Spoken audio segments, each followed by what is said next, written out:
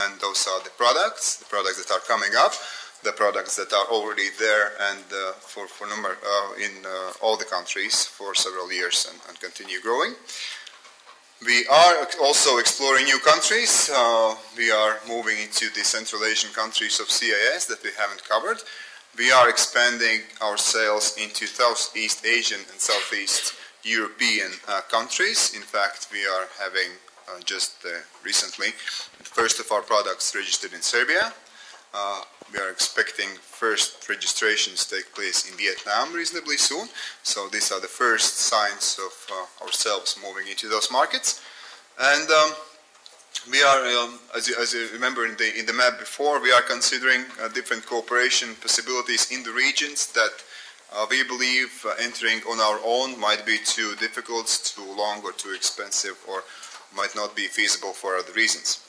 And of course, we are continuing the marketing that we started in 2008 and that helped us to achieve all those results that we've demonstrated over the last 2 years.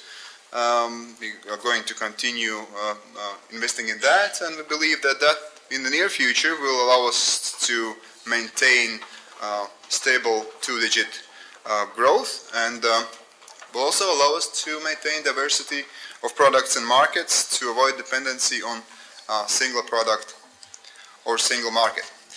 So this is how our key financials are looking like for the last 7 years. You see sales are constantly growing. In fact, if I made this table back to 2001, they would be growing since 2001 no matter what happens, no matter what the global, regional crises there are or what other difficulties there are.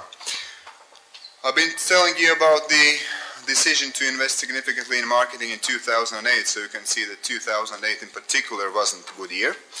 But since then, things are moving nicely. Our EBITDA margin is now stable at 25%. In about a week's time, less than a week, we'll be publishing the first quarter results, and you'll see how that has been developing in the first month of this year. And this is how our recent developments are looking from the financial point of view. The sales are last year again up 12%, EBITDA is up 14%, and profits are up 50%. Last year was the first year that the board decided to suggest that dividends are being paid, and the shareholders meeting on April approved that, so dividends of 2.5 centimes per share, or roughly 3.5 euro cents per share, will be paid.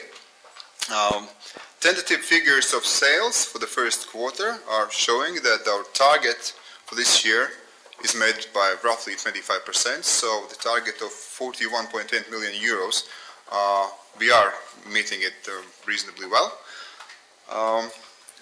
Yeah, as I said, in less than a week's time, we will see our financials on the stock exchange. So we'll see more precise figures on how the profitability ratios are developing.